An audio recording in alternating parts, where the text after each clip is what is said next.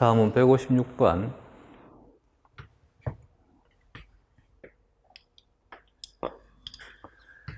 그림 어떤 사람의 핵형 분석 결과를 나타낸 것이다. 이에 대한 설명을 옳지 않은 것은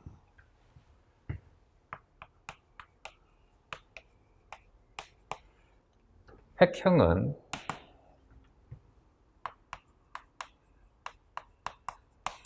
핵상이나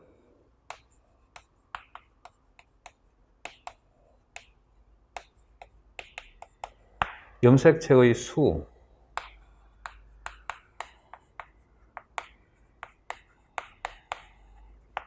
염색체의 길이, 센트로미어를 중심절 혹은 동원체, 중심절의 위치, 혹은 염색체의 세트와 같은 것들을 핵형이라 합니다. 핵상은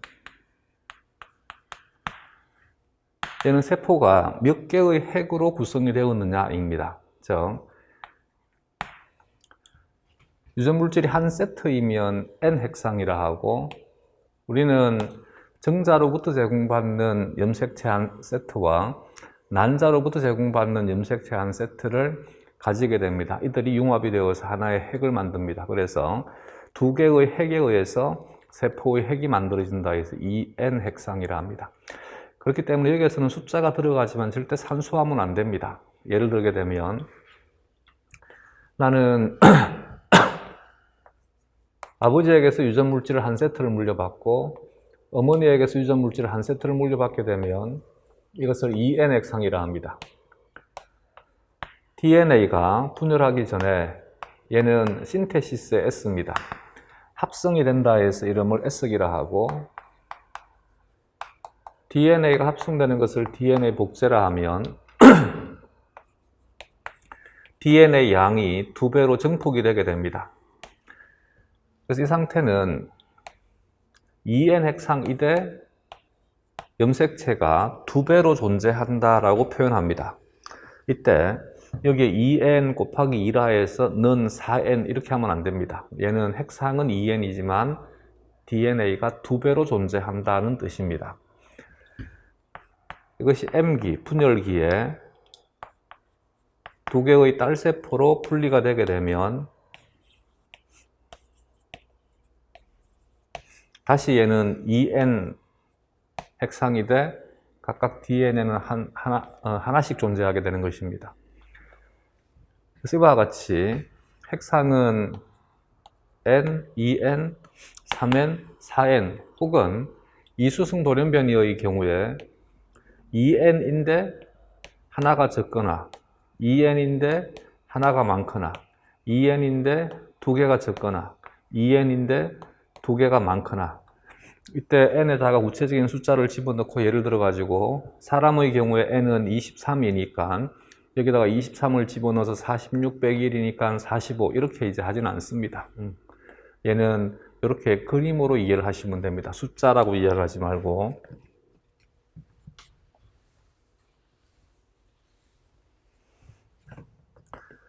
그러면 핵형 분석이라고 하는 것은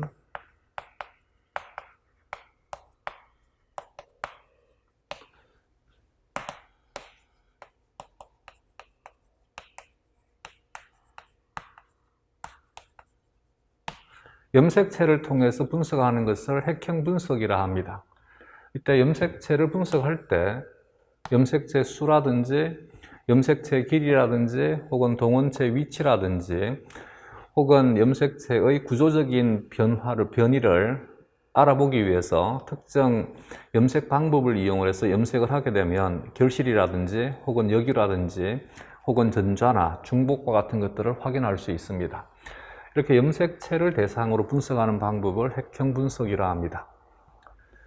얘는 전형적인 사람의 핵형에 대한 것이고 염색체에 대한 이름은 핵형 분석을 할 때 대상되는 세포가 중기의 세포를 대상으로 사용을 합니다. 이때 중기의 세포가 가지고 있는 염색체를 중기의 염색체라 하되, 이때 중기의 염색체가 의미하는 바는 가장 응축된 상태를 의미합니다. 이 가장 응축된 상태의 염색체를 그림처럼 사진을 찍어 가지고 가위로 오려낸 다음에 이렇게 배열을 해서 길이 순서대로 배열을 하게 되면 가장 길이가 긴 염색체에다가 1번을 주고 그 다음부터는 2번, 3번, 4번, 5번, 6번 이렇게 번호를 매겨주게 됩니다. 대신 처음에 이 획형을 분석한 사람이 21번 염색체와 22번 염색체에 대한 길이에 대한 것을 잘못 판단을 해서 얘가 얘보다 길이가 길게 보이니까 이름을 21번이라고 지어버렸어요. 근데 나중에 1997년에 휴먼 게놈, 사람의 게놈 프로젝트가 완성되고 난 다음에 실제 염기 서열에 대한 길이를 비교해 보니까 21번 염색체가 22번 염색체보다는 DNA 길이가 짧더란 얘기입니다. 그래서 사람에서는 이 21번 염색체가 이름에 대해서는 예외가 되게 됩니다. 얘는 길이가 가장 짧은 염색체가 되게 됩니다. 그래서 얘는 예외가 되게 됩니다. 원래는 가장 짧으면 가장 큰 숫자여야만 되는데 먼저 이름을 붙여버렸기 때문에 예외 규정을 둔 것입니다. 얘는 성에 관여하는 것들을 성염색체라 하는 것이고, 성염색체는 정의할 때 X를 가지고 먼저 정의하는 것이 아니라 Y를 가지고 먼저 정의를 합니다. 성을 결정하는 염색체를 Y라 하고 Y와 시냅스를 형성하는 것을 X라 합니다. 그러면 1번 문제에서 기억은 니은의 상동염색체이다. 이것과 이것의 관계를 상동염색체, 이것과 이것의 관계는 잠의 염색 분체라 한다 했습니다. 참이다.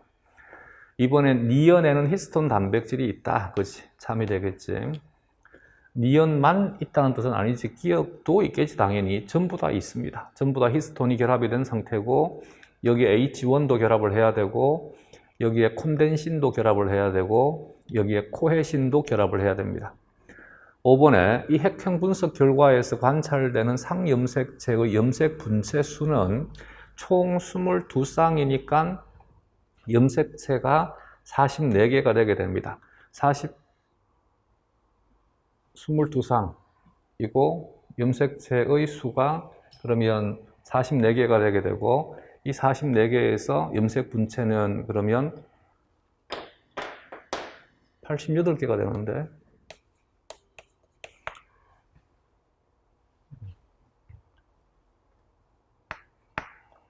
4번에 이와 같은 핵형 분석은 남모양 적혈구 빈혈증 여부를 확인하고자 할 때 이용한다.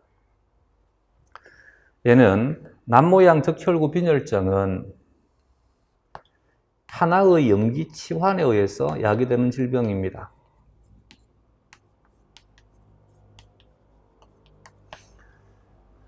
핵형 분석은 염색체를 대상으로 분석하는 것이지 점돌연변이는 확인이 불가능합니다.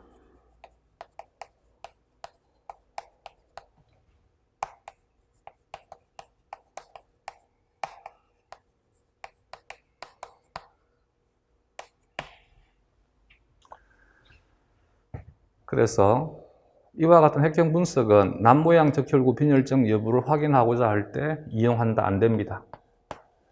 5번에 이와 같은 핵형 분석은 결실이나 전좌와 같은 염색체의 구조적 변이에 대한 것은 확인이 가능합니다. 염색체의 구조적 변이를 확인하는 실험으로 적합하다. 참이다. 여기도 답이 2개가 되어버렸네. 이 핵형 분석 결과에서 관찰되는 상염색체 염색 분체의 수는 44개가 아니라 88개라 해야 됩니다.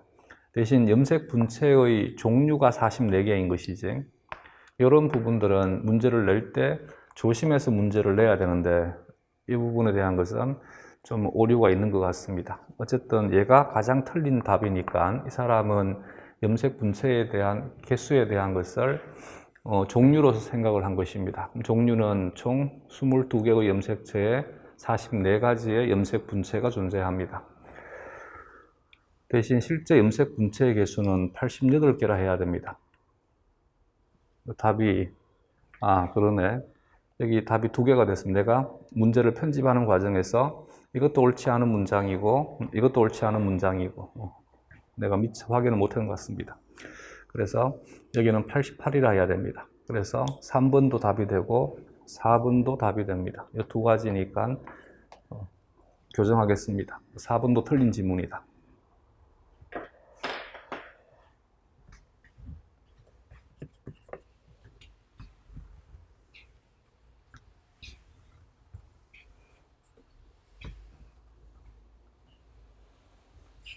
문제를 편집에 새롭게 만들면서 내가 오류를 범한 것 같습니다.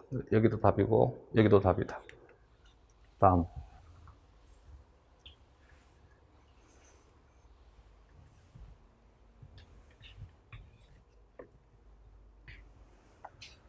다음 157번에 레트로 트랜스포존에 대한 설명으로 가장 옳지 않은 것은 진핵 생물에서 발견된다. 이번에 역전사 효소를 사용한다. 3번에 유전체에 RNA로 삽입된다. 4번에 단일 가닥의 RNA 중간 산물을 생성한다. 유전체에 RNA가 삽입이 된다. 유전체는 게놈을 말하는 것이지. 게놈을 번역을 할 때 일본 애들이 유전체라고 번역을 했습니다. 게놈은 영어를 한글음으로 표기한 것이고 유전체는 일본말을 한글음으로 표기한 것입니다. 게놈의 주체는 DNA인 것이지. 그러면 문장을 바꾸면 DNA에 RNA로 삽입된다는데 있을 수 없습니다. DNA에 RNA가 재조합되지는 못합니다. 답은 3번이 되겠습니다.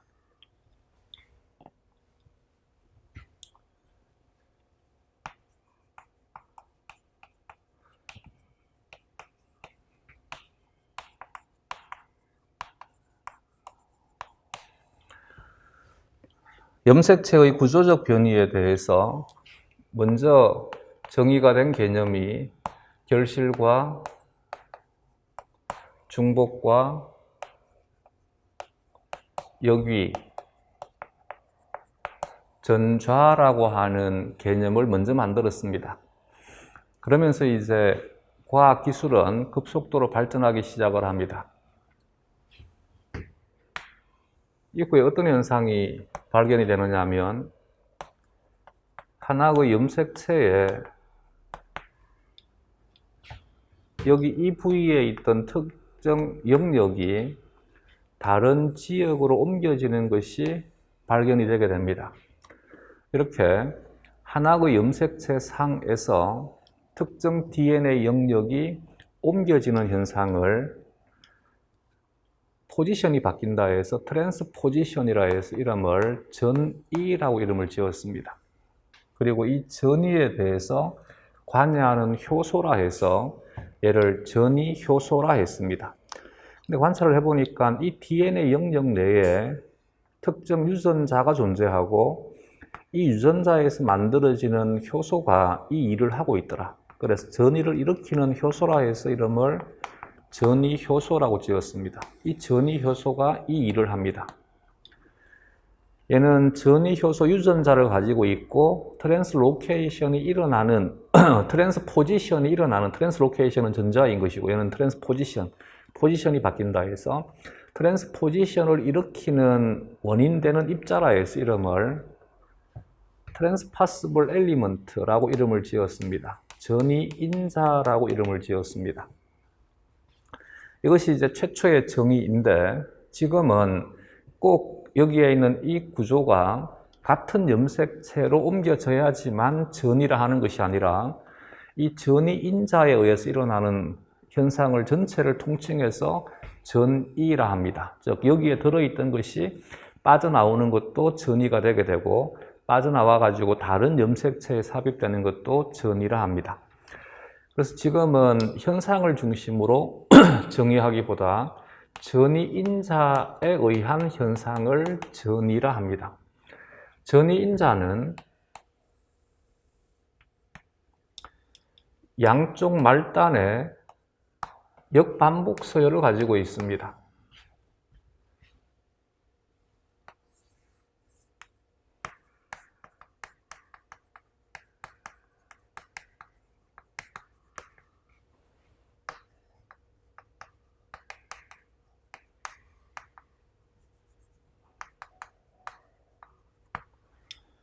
그리고 내부에 전이 현상을 일으킬 수 있는 효소에 대한 유전자가 들어 있습니다.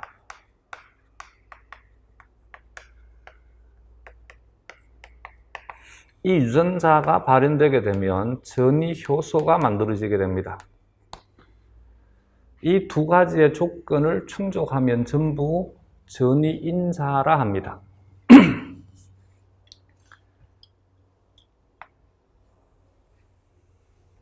보통의 경우에는 전이인자는 여기에 있는 전이인자가 자신이 만든 효소에 의해서 분리가 되어 가지고 여기에 삽입이 되는 것이 보통의 전이 과정입니다. 근데 여기에 있는 이 전이인자가 이 영역이 계속 복제가 될 수 있습니다. 이때는 보통은 복제라고 표현하기보다 증폭, 앰플리피케이션이라 합니다. 이렇게 이제 많이 복사가 되어 가지고 이 복사된 DNA가 DNA 영역이 이 DNA에 삽입이 되게 됩니다. 그러면 여긴 이 영역이 여러 개의 DNA 조각이 여기에 동시에 삽입이 되게 되면 같은 DNA 영역이 계속해서 여러 번 나오게 됩니다.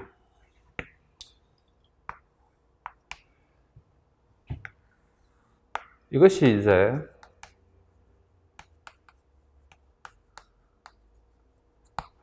사람에서 발견되는 반복 서열을 만드는 하나의 기작으로 작용할 수 있습니다. 근데 이거보다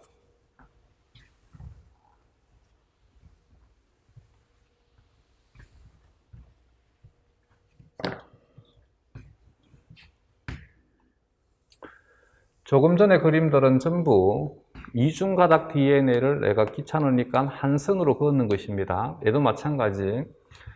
근데 여기에서는 정확히 표현하기 위해서 제가 두 가닥으로 그림을 그리겠습니다.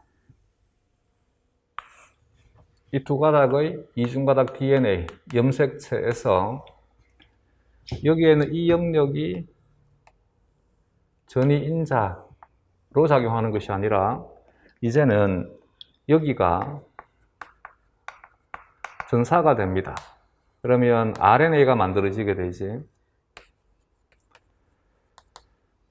현재 모든 생물에서 역전사 효소는 다 관찰이 됩니다. 각각의 생물이 가지고 있는 역전사 효소에 의해서 여기는 이 RNA가 DNA로 역전사가 되게 됩니다. 이렇게 역전사가 되어 가지고 이중가닥 DNA가 만들어질 때 얘는 하나만 만들어지는 것이 아니고 이것이 수없이 만들어지게 됩니다. 이렇게 만들어진 이 영역이 여기에 삽입이 되게 되면 이때도 마찬가지 이것과 똑같은 염기 서열이 여러 개가 여기에 존재할 수 있습니다. 반복 서열이 형성되는 기작으로 작용할 수 있습니다. 이럴 때 이와 같이 역전사 효소에 의해서 일어나는 현상을 레트로 트랜스크립션이라 합니다. 역전사라 합니다. 역전사를 통해서 만들어진 DNA가 삽입이 되어서 전이가 일어날 때, 이럴 때 이것을 역전사 전이인자라고 이름을 지어준 것입니다. 얘는 영어는 레트로 트랜스포존이 되게 됩니다. 전이인자를 트랜스파시블 엘리먼트라고 이름을 사용하기도 하고 트랜스포존이라고 이름을 사용하기도 합니다. 얘는 전이인자, 일반적인 전이인자이고 얘는 레트로 트랜스크립션 과정을 통해 가지고 트랜스포존으로 작용을 한다 해서 이름을 레트로 트랜스포존이라고 이름을 지었습니다. 앞으로 이 접두어가 나오게 되면 이것은 역전사를 수반해서 이루어진다라고 이해를 하시면 되겠습니다.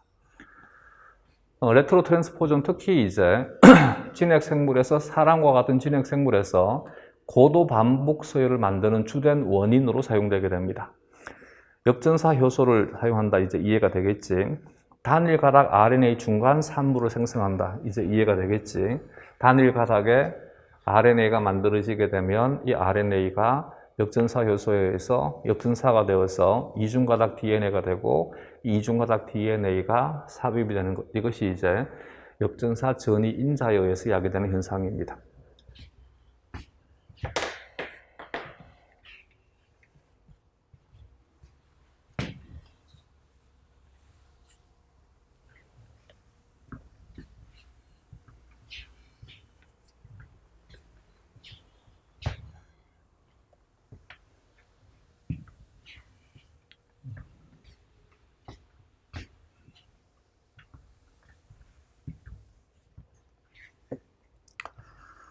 (158번부터는) 생물학 연구에 이용되는 분자생물학적, 생물학적 실험들에 대한 것을 엮은 것입니다. 그래서 여기는 생명현상에 대한 문제가 아니라 생명현상을 연구하기 위해서 사용하는 실험들에 대한 것이니까 실제로는 순수한 생물학 영역은 아닙니다. 생물학을 위해서 사용되는 실험들에 대한 얘기입니다. 158번 문제를 보면 DNA를 분석하는 겔 전기영동에 대한 설명으로 옳은 것만을 모두 고르면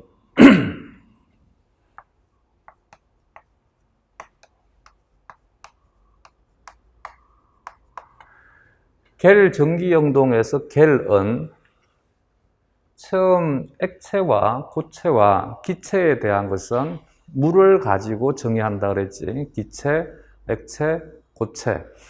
근데 이것이 완전한 물처럼 얼음처럼 완전한 고체는 아닌데 고형화되어 있는 것을 우리가 반고체라 합니다. 이것을 젤 혹은 겔이라고 표기합니다. 젤인 반고체와 얼음인 완전한 고체에서의 차이는 얼음은 다른 분자가 통과하지 못합니다. 이것이 완전한 고체가 됩니다. 겔은 다른 분자들이 통과할 수 있는 상태인데 고형화된 것입니다. 그래서 반고체라 합니다. 액체도 마찬가지. 이들 겔 상태가 녹아가지고 유동성이 큰 상태가 되게 되면 이것을 졸 상태라 합니다. 겔, 졸. 겔은 반고체, 졸은 반액체를 말합니다. 생물학에서는 번역할 때 겔을 고체라고 번역을 하고 졸을 액체라고 번역을 하기도 합니다. 전기영동은 말 그대로 전기적인 에너지를 이용을 해서 물질들을 분리한다 해서 이것을 전기영동이라 합니다.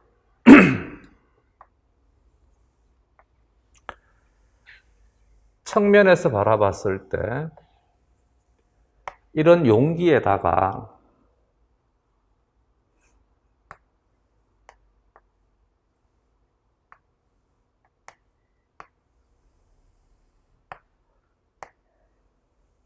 실제는 겔이 바닥에 딱 붙어 있는 상태입니다. 얘가 겔이고 이때 겔은 수평으로 사용하는 겔이 있고 수직으로 사용하는 겔이 있습니다. 이 그림은 지금 수평을 보여주고 있는 것입니다. 수평 겔로서 이용하는 것은 아가로즈를 이용을 하고 수직으로 이용하는 겔은 폴리아크릴 아마이드를 이용합니다.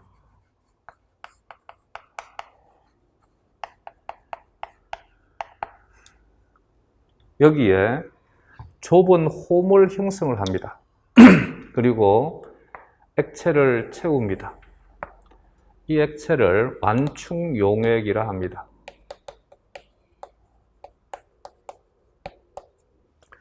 여기에 분리하고자 하는 시료를 집어넣습니다. 좁은 홈 속에 시료를 집어넣습니다. 이때 이제 여기는 겔이니까 겔은 완전한 고체가 아니기 때문에 이 분리 시료가 겔 사이를 통과합니다. 이때 겔 사이를 통과하려니까 누군가가 일을 하려면 힘을 제공해야 됩니다. 이때 힘을 여기에 전지를 꽂아가지고 전기적인 힘, 전압을 걸어줍니다. 전류를 흘려보냅니다.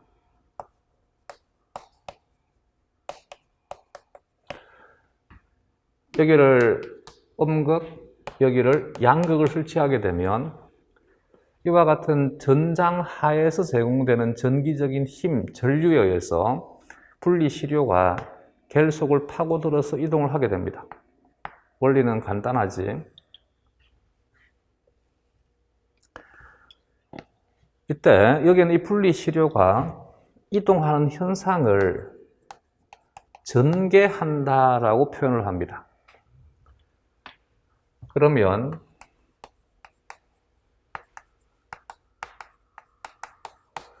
전개 방향을 결정하는 것은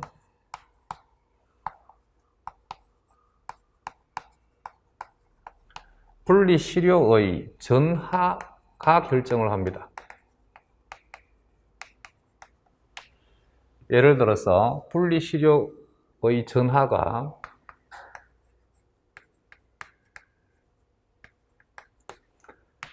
양전하를 띠는 물질이면 얘는 양극에서 음극으로 이동을 합니다. 만약에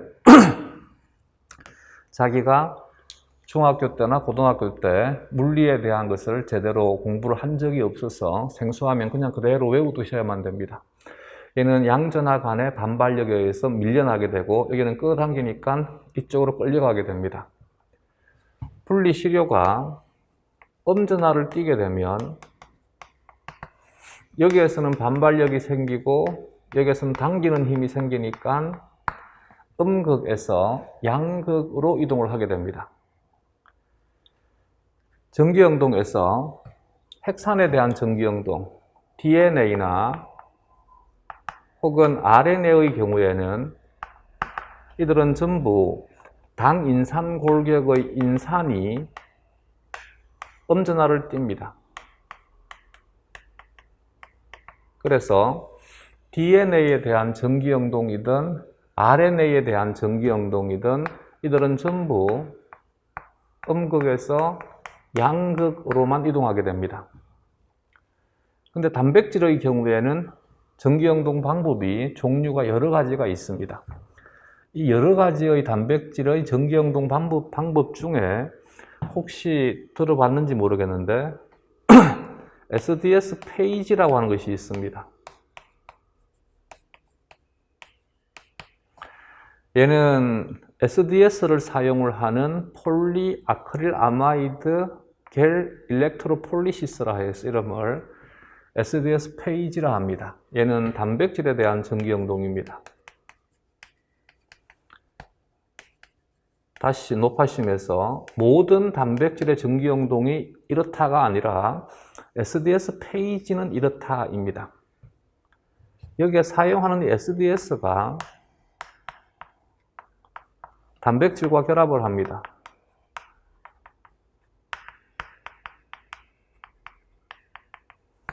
그리고 SDS가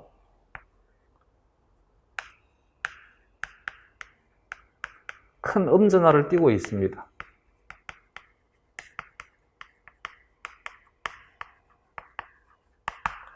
따라서 단백질에 대한 SDS 페이지라고 하는 전기영동 또한 마찬가지 단백질 자체는 전하가 다양하지만 여기에 결합을 하는 SDS가 큰 음전하를 부여해버리기 때문에 단백질 자체의 고유 전하와는 무관하게 얘는 전체적으로 음전하를 띠게 되고 그래서 음극에서 양극으로 이동하게 됩니다. 다시 DNA나 RNA 자체가 인산기를 가지고 있고 이 인산이 음전하를 띠고 있으니까 음극에서 양극으로 한다. 단백질에 대한 전기영동은 여러 가지가 있기 때문에 단백질은 자신이 만약에 양전하를 띠게 되면 양극에서 음극으로 갈 수도 있습니다. 그런데 단백질에 대한 전기영동 중에 가장 보편적인 것이 가장 많이 사용하는 것이 SDS 페이지라고 하는 것이 있더라. 이 SDS 페이지는 SDS가 단백질과 결합을 해서 단백질에 큰 음전하를 부여해버리기 때문에 이 단백질에 대한 일반적인 전기영동도 단백질이 음극에서 양극으로 이동하게 됩니다. 그러면 같이 외워둘 수 있겠지. 전기영동은 음극에서 양극으로 시료가 이동을 하더라. 그 이유는 시료가 혹은 시료에 결합하는 SDS가 음전하를 띠기 때문이다.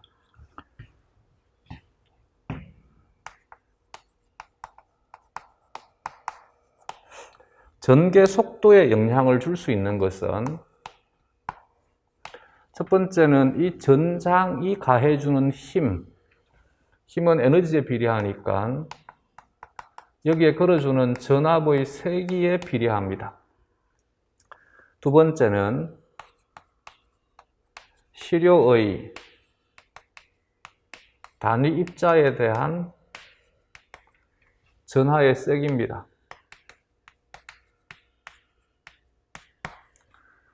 이들은 전압의 세기가 세면 셀수록 큰 전하를 띠는 입자이면 입자일수록 전개 속도가 빨라지게 됩니다. 두 번째는 여기는 전개 속도를 1로 보게 되면 1은 얘는 힘입니다. 힘에 비례하고 저항에 반비례합니다. 저항은 하나는 분리시료의 분자량입니다.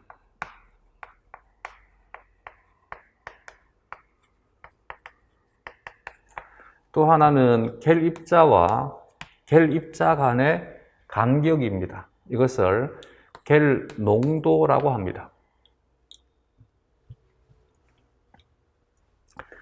겔 입자는 전부 규칙적으로 배열이 되어야만 됩니다. 이렇게 아가로즈 겔 입자가 규칙적으로 배열이 되어 있다. 이 사이를 분리시료가 통과한다. 이때 이렇게 배열되어 있는 것과 이렇게 배열되어 있는 것을 비교하게 되면 위에 있는 형태가 보다 더 촘촘하니까 저항이 크다가 되게 됩니다. 밑에 있는 것은 듬성듬성하니까 저항이 작다가 되게 됩니다. 얘는 저항이 크다가 되게 되고 얘는 저항이 작다가 되게 됩니다. 저항이 작으니까 입자가 잘 통과하게 되겠지. 그래서 전개 속도가 빠르다가 되게 되고 전개 속도가 이때는 느리다가 되게 됩니다. 어렵지 않지. 따라서 겔 농도는 낮으면 낮을수록 저항이 작기 때문에 전개 속도가 빨라지게 됩니다. 분리시료에 대한 것은 똑같은 겔을 통과하더라도 이 크기의 입자가 통과하는 것과 이 크기의 입자가 통과하는 것은 차이가 있겠지. 얘는 입자가 작으니까 쉽게 통과하게 되면 얘는 잘 통과하지 못하게 됩니다. 따라서 시료의 분자량이 작으면 작을수록 전개 속도가 빨라지게 됩니다. 단, 지금 여기에 정리한 것은 겔 전기영동에만 적용을 해야만 됩니다. 그러면 크게 어렵지 않지, 그지? 대신 실험 조건에서는 전압의 세기는 하나의 실험에서는 항상 통일되어야만 됩니다. 이와 같은 변인을 통제 변인이라 합니다. 시료의 단위 입자당 전하의 세기도 균일합니다. 이것도 통제가 되게 됩니다. 겔 농도도 마찬가지 모든 지역은 겔 농도가 균일해야만 됩니다. 여기도 통제가 됩니다. 그러면 이 겔 전기영동에서 조작 변이는 분리시료의 분자량만 조작 변이 되게 됩니다. 그러면 겔 전기영동은 이제 마무리하게 되면 DNA나 혹은 RNA나 단백질이나 단백질은 SDS 페이지만 생각해야 됩니다. 다른 건 하지 말자. 여기서는 SDS 페이지만 고려하자. 이들에 대한 전기영동은 전부 분자량이 작을수록 전개 속도가 빠르다가 되게 됩니다.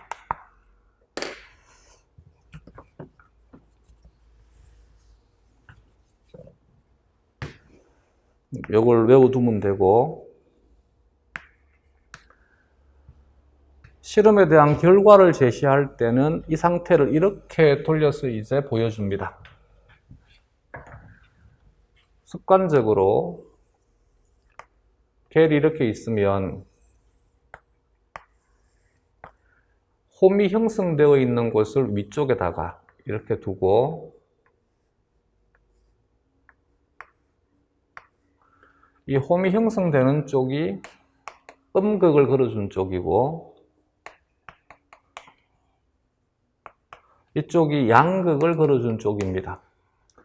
그러면 조금 전에 설명을 했듯이 DNA든 RNA든 단백질이든 전부 음극에서 양극으로 이동을 합니다. 전개 방향이다. 이 자리에서 함께 출발을 하게 되면 같은 시간에 속도가 빠르다, 멀리 간다. 속도가 느리다, 멀리 가지 못한다. 그래서 실험에 대한 결과가 이렇게 나타나게 되면 이것을 밴드라 합니다. DNA 전기영동이면 DNA 밴드, RNA 전기영동이면 RNA 밴드, 단백질 전기영동이면 단백질 밴드라 합니다. 밴드의 위치가 출발 지점에서 멀다 하는 것은 전개 속도가 빠르다, 혹은 다르게 표현하게 되면 전개 거리가 길다 이퀄 분자량이 작다를 의미하게 됩니다. 그래서 짧은 길이의 핵산이나 단백질이 먼저 이동하게 됩니다. 빨리 이동하게 됩니다. 이것이 전기영동에 대한 일반적인 특징이다. 그러면 문제로 돌아와서 DNA 절편의 크기가 작을수록 빨리 이동한다. 참이다. DNA는 음극에서 양극 방향으로 이동한다. 참이다. DNA에 있는 인산기로 인해 DNA에 이동이 일어난다. 그지? 특히 어디에서 어디로 이동한다? 음극에서 양극으로 이동을 한다. 답은 그너드가 되겠습니다.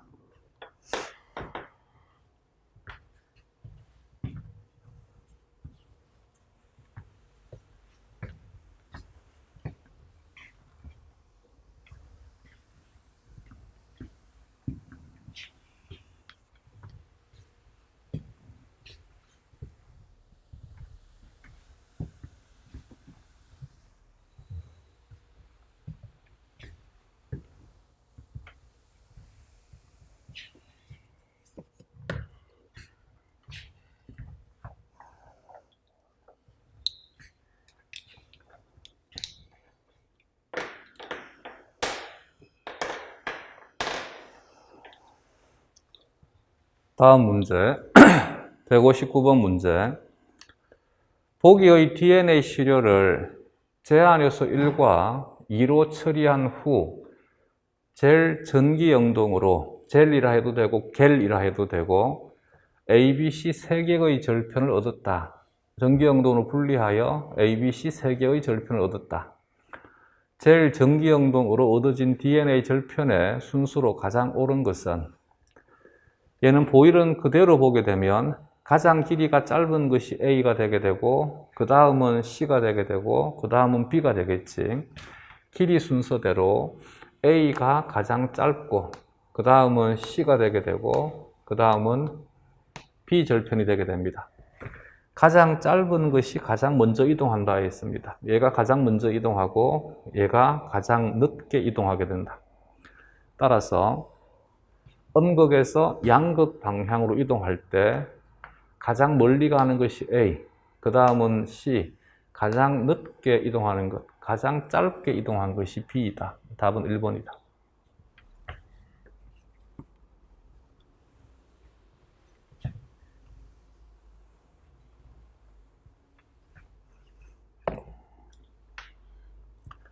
다음 문제 160번.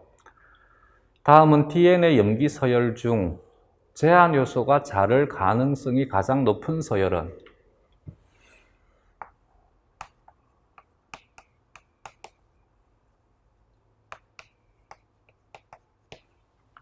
제한 요소, restriction enzyme을 쪽발이들이 번역을 할 때 제한 효소라고 번역을 했습니다. 이 제한 요소는 DNA의 특정, 여기는 이중가닥 DNA입니다. 이중가닥 DNA의 특정 염기 서열을 인식을 하여 잘라주는, 절단하는 중간을 잘라주는 것을 엔도라 한다 그랬지. 엔도 뉴클리에이즈 인 DNA즈입니다. 이것을 제한 요소라 하자라고 약속을 했습니다. 대신 이 제한 요소가 인식하는 특정 염기 서열을 리스트릭션 엔자임이 인식하는 DNA 염기 서열이라 해서 얘를 리스트릭션 사이트라 합니다. 제한 자리라 하거나 제한 부위라 합니다. 이 제한 자리의 특징이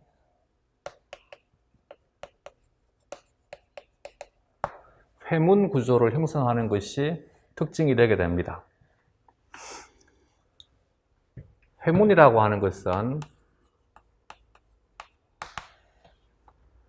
왼쪽에서 오른쪽으로 읽어주든 오른쪽에서 왼쪽으로 읽어주든 같은 음으로 발음되는 글을 회문이라 합니다. 예를 들어서 가나 가라고 하는 단어가 있다. 그러면 얘는 왼쪽에서 오른쪽으로 읽어줘도 가나 가가 되게 되고 오른쪽에서 왼쪽으로 읽어줘도 가나 가가 됩니다. 근데 DNA에서 회문은 이것과는 다릅니다. 왜냐하면 이 DNA는 이중가닥이고 이중가닥 DNA는 두 가닥이 하나로 작용합니다. 하나의 단위입니다. 그래서 만약에 이처럼 적으면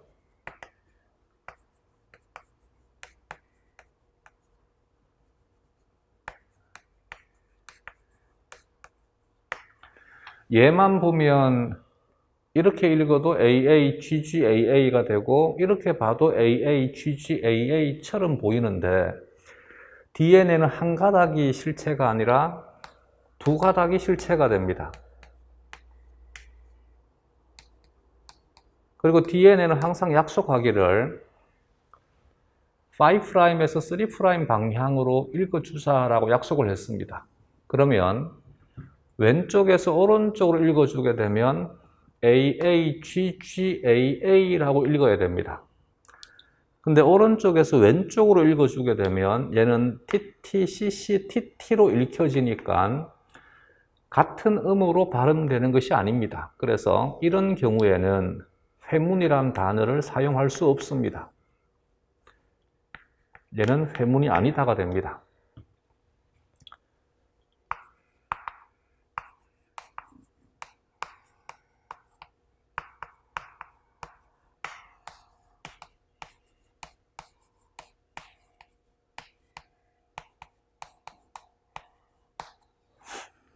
이와 같은 염기 서열이 있으면 얘는 왼쪽에서 오른쪽으로 읽어줘도 AAGCTT가 되게 되고 오른쪽에서 왼쪽으로 읽어줘도 AAGCTT가 되게 됩니다. 그래서 이럴 때 회문이란 단어가 성립이 되게 됩니다. 그럼 이제 회문이란 단어는 무엇인지 알겠죠? 따라서 DNA상에 회문이 가지고 있는 특징이 뭐냐 그러면 얘는 위에 있는 것도 AAGCTT가 되고 밑에 있는 것도 AAGCTT가 됩니다. 얘를 오른쪽 왼쪽 뒤집어서 한번 적어 볼게. 밑에 있는 가닥을 오른쪽 왼쪽을 뒤집어서 적어주게 되면 얘도 AAGCTT가 되게 됩니다. 그래서 이 위에 있는 이 흰색과 이 노란색은 정확히 같은 염기 서열이지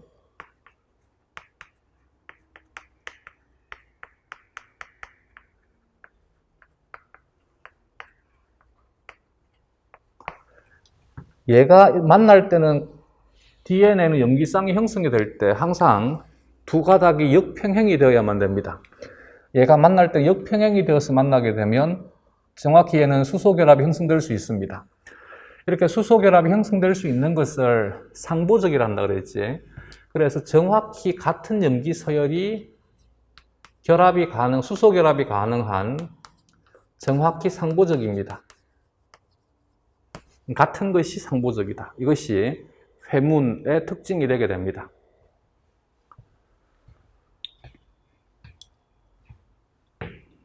제한 효소가 인식하는 인식 부위를 제한 자리라고 하게 되면 제한 효소에 의해서 절단된 제한 효소에 의해 생성된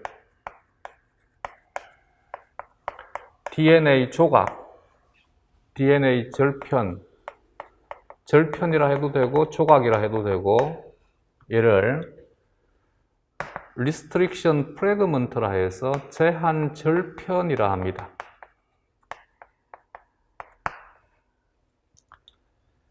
제한 절편의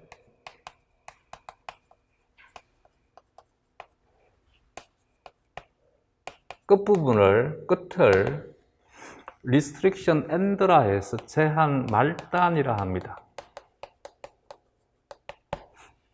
지금 단어 수업하고 있습니다. 제한 요소, 제한 자리, 제한 절편, 제한 말단 각각 무엇을 말하는지 이제 정리가 되겠죠.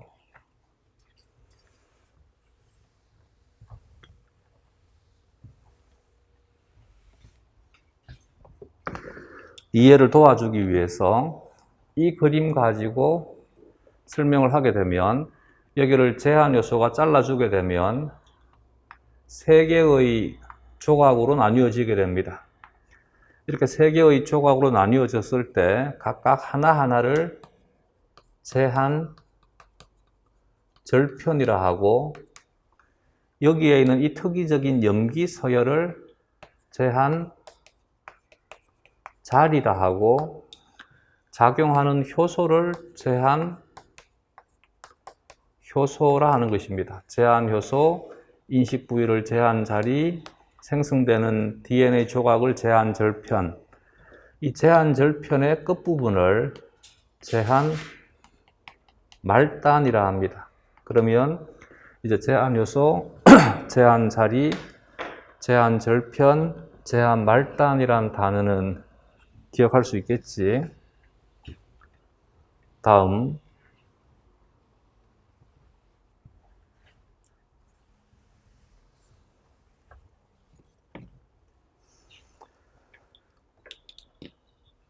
따라서 160번에 그러면 이 염기 서열에서 회문을 찾으란 얘기입니다. 회문은 왼쪽에서 오른쪽으로 읽었을 때와 오른쪽에서 왼쪽으로 읽었을 때 같은 음으로 읽혀지는 것. 여기가 되겠지. GAATTC가 되면 여기도 GAATTC가 됩니다. 근데 다른 것들은 그와 같은 영역들을 가지고 있지 않습니다. 답이 될 수 있는 것은 1번밖에 없습니다. 다음.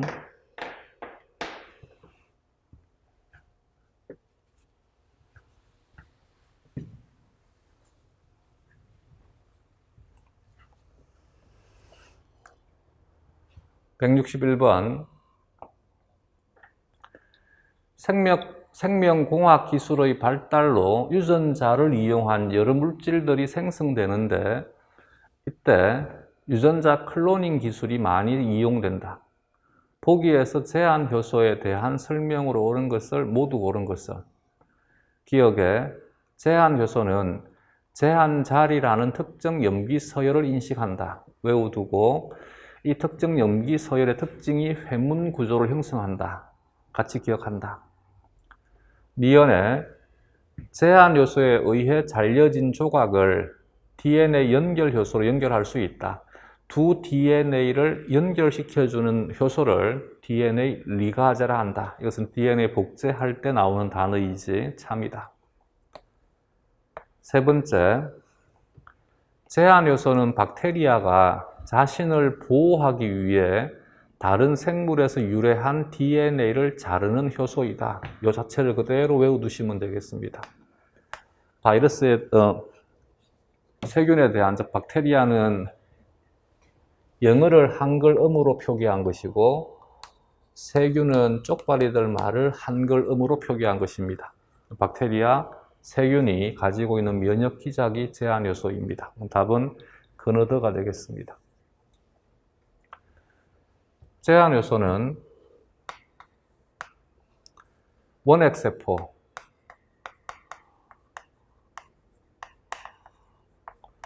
세균과 고세균입니다.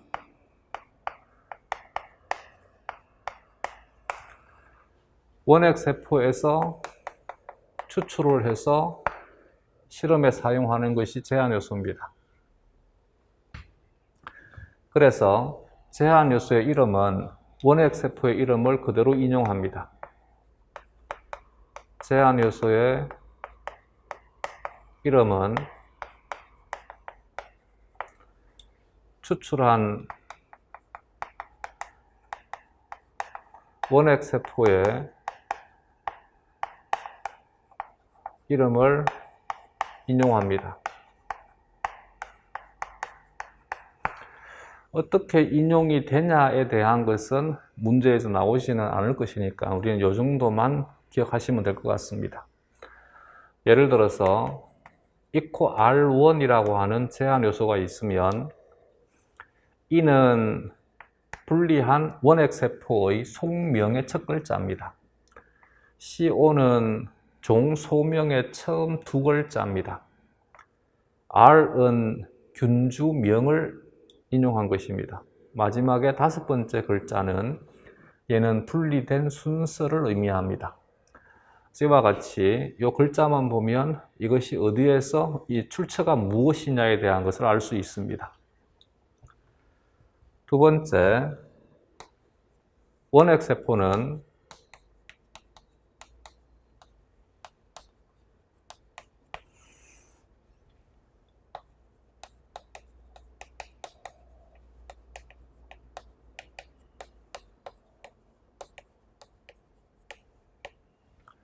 제한 요소를 이용하여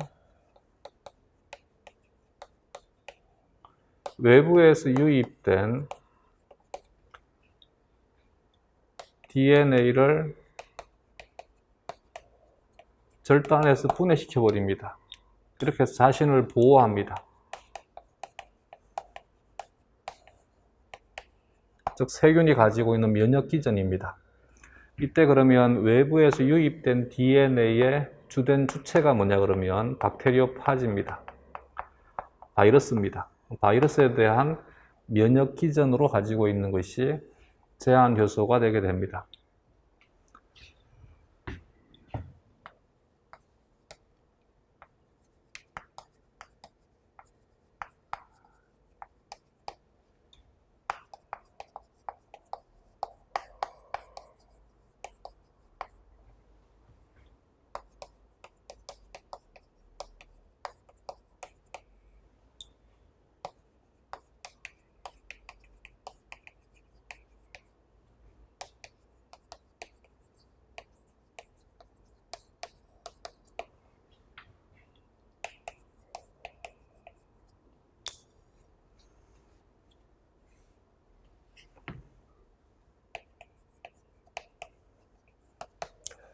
원핵세포는 자신의 DNA에 존재하는 제한 자리에 이때는 구체적으로 A, G, T, C 중에 하나를 적지 못하는 이유가 제한 효소마다 그리고 생물마다 다 다르기 때문에 주로 이제 A나 C를 메틸화시킵니다.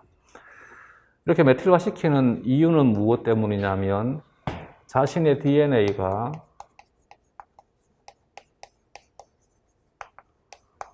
자신의 제한 요소에 의해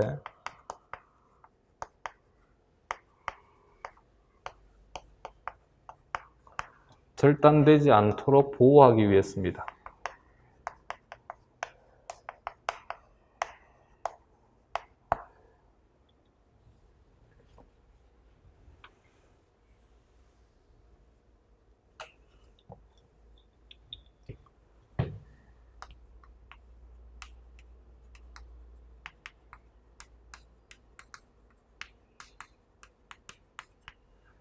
실험에 사용하는 제한 요소는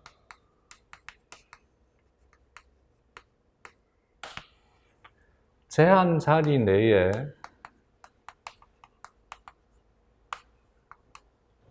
절단할 수 있는 절단 자리가, 절단 위치가 존재합니다. 그래서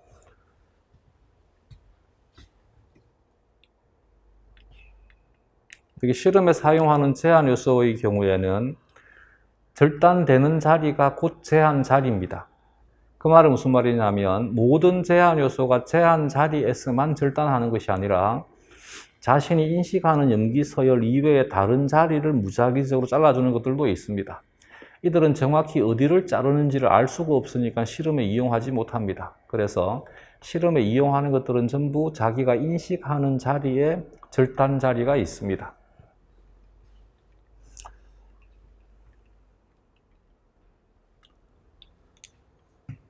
실험에 사용하는 제한 요소는 절단하는 방법에 따라서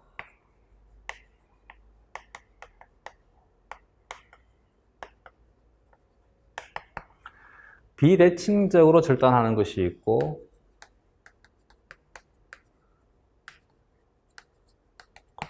대칭적으로 절단하는 것이 있습니다. 예를 들어서 조금 전에 했던 이코R1의 경우에는 GAA, TTC를 인식을 하되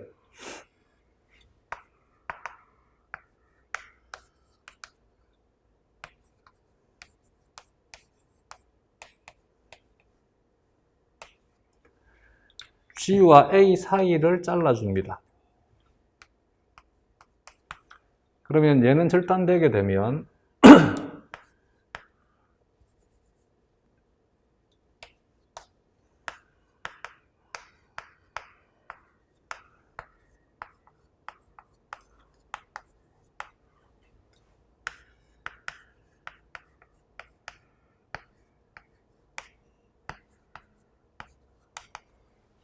이렇게 절단되게 됩니다. 그래서 비대칭적으로 절단되게 되면 제한 절편의 끝부분에 단일 가닥 꼬리가 존재하게 됩니다.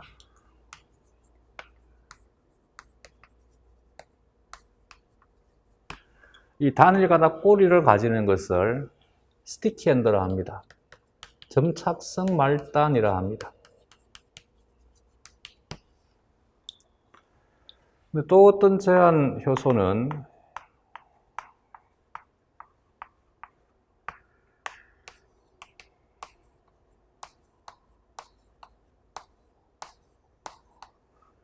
GGG, CCC를 인식을 해서 잘라줄 때 이렇게 대칭적으로 잘라줍니다. 그러면 절단되었을 때 제한 절편에 대한 말단부의 구조를 보게 되면 끝부분이 평평합니다. 매끄럽습니다.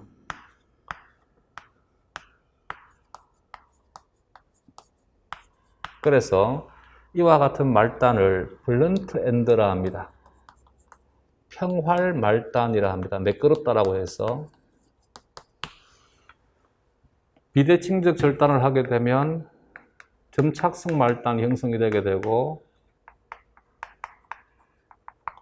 대칭적 절단을 하게 되면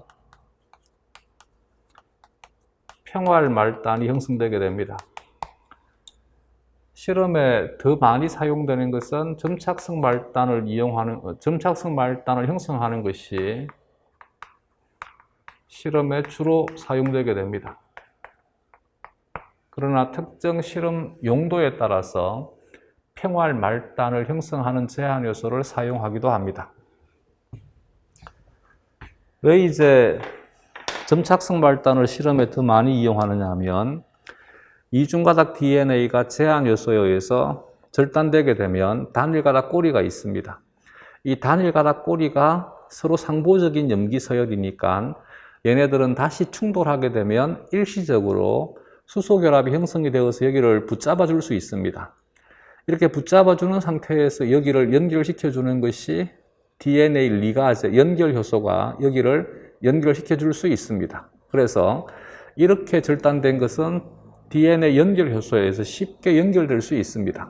근데 이렇게 잘려버리게 되면 이제는 이들이 충돌했었을 때 수소결합이 이들을 잡아주지 못하니까 DNA 연결 효소가 얘를 연결시키는 것이 쉽지 않습니다.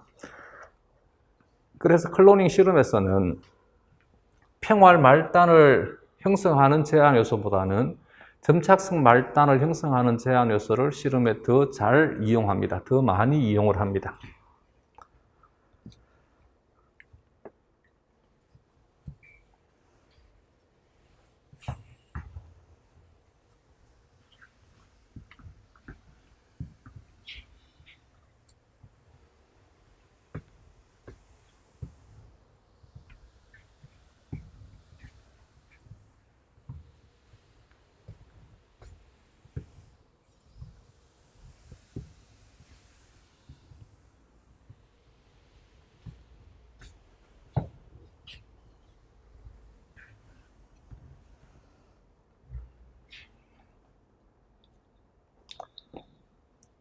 다음 162번 문제에서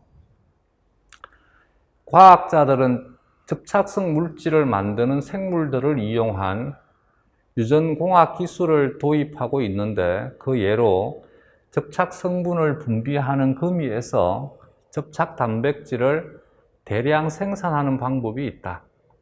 이러한 유전공학 기법의 순서를 바르게 나열한 것은 여기 161번 문제에서 유전자 클로닝이라는 단어를 쓰고 있습니다.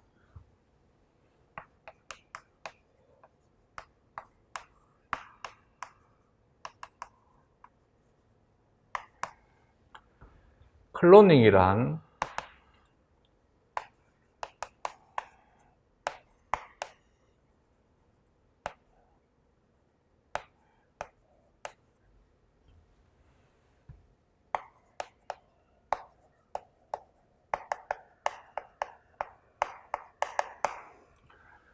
단일 클론을 대량으로 생산하는 것을 클로닝이라고 합니다. 클론이라고 하는 단어는 처음에는 개체 수준에서 사용을 했습니다. 스타워즈 하면 클론이라는 단어를 자주 쓰는데 똑같은 것을 클론이라고 합니다. 즉 복사품이라고 이해를 하시면 됩니다.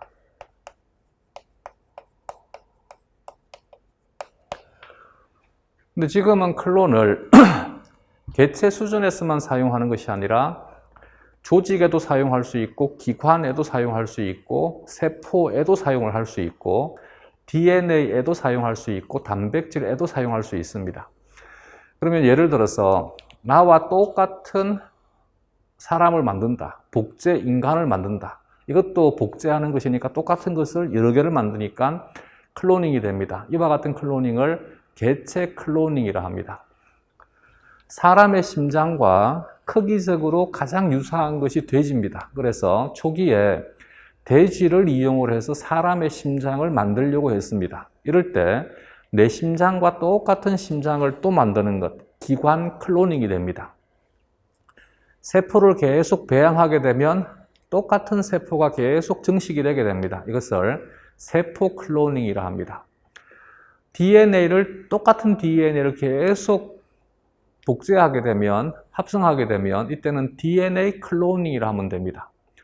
똑같은 단백질을 대량으로 만들게 되면 단백질 클로닝이라 하면 됩니다. 여기에서 유전자 클로닝은 말 그대로 유전자를 대량으로 생산한다는 얘기입니다. 똑같은 클론 유전자를. 근데 보통 유전자 클로닝을 하게 되면 DNA 클로닝과 단백질 클로닝을 함께 얘기하기도 합니다. 이것을 분자 클로닝이라 합니다.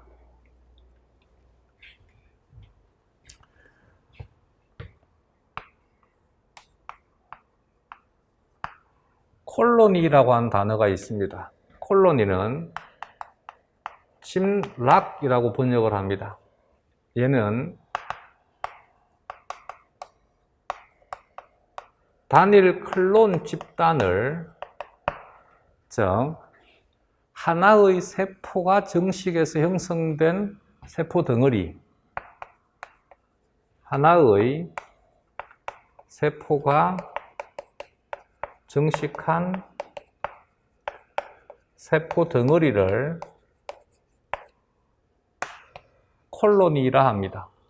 클론, 콜로니, 클로닝 정리가 되겠지.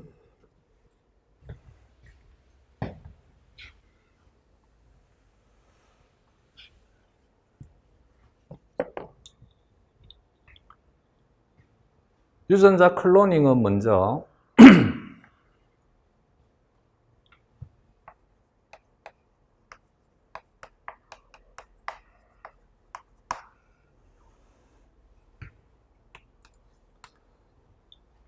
실험에 사용하는 주된 세포는 대장균을 사용을 합니다.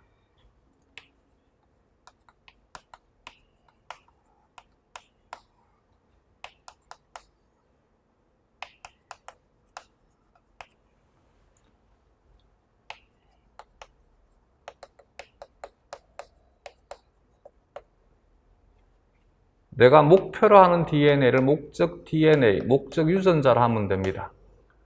목적 DNA를 추출해서 제한 요소로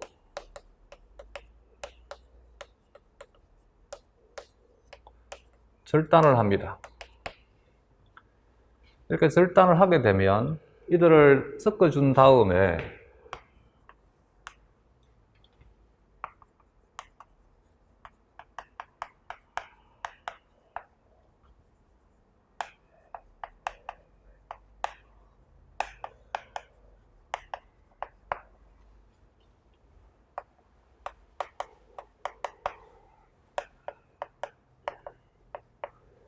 DNA 리가제를 처리해서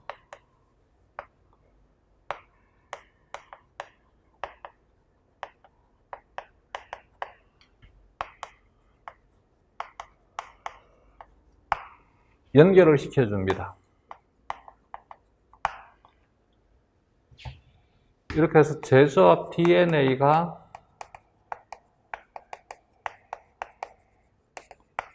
생성이 되게 됩니다.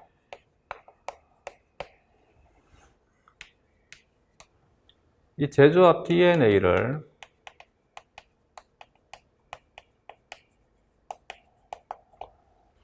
대장균 내부에 삽입을 시킵니다.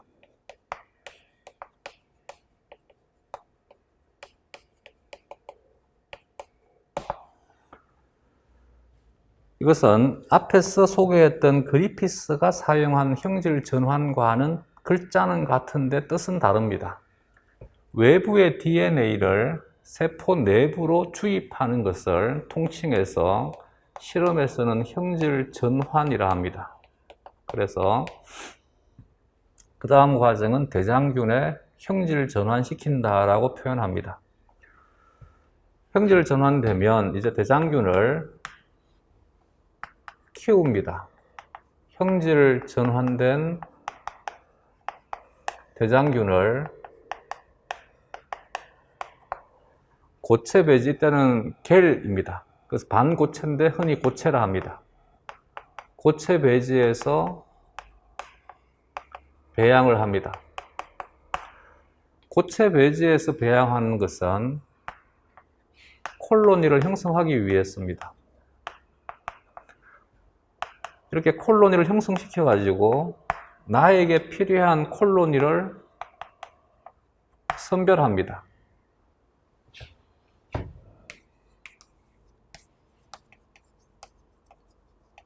선택된 콜로니만을 액체 배지에서 대량으로 배양합니다.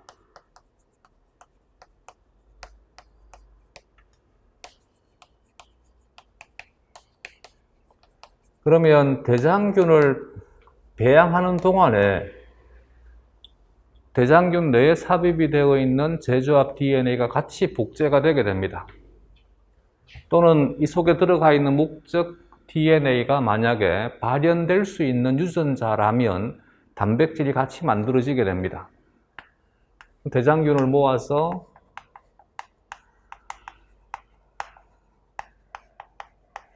DNA나 단백질을 분리정제합니다. 만약에 최종 목적이 DNA가 목적이 되면 DNA 클로닝이라 하면 되고, 단백질이 목적이 되게 되면 단백질 클로닝이라 하면 됩니다. 그림으로 간단하게 표현하게 되면 플라스미드 DNA는 원형의 이중가닥 DNA입니다.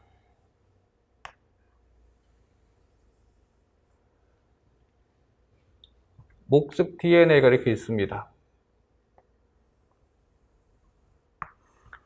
이것을 적당한 제한 요소를 이용을 해서 잘라줍니다. 점착성 말단이니까 얘가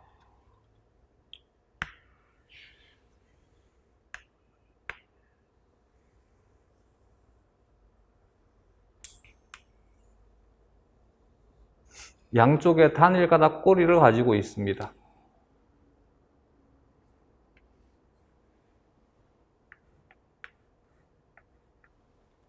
얘도 마찬가지.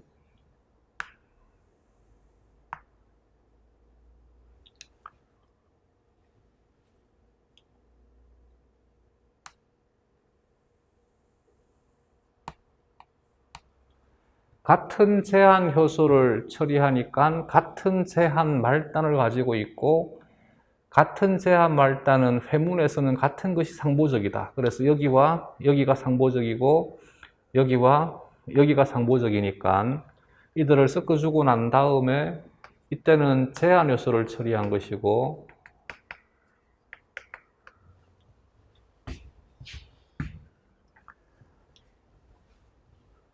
여기는 둘을 섞어주고 DNA 리가제, 연결 효소를 처리하게 되면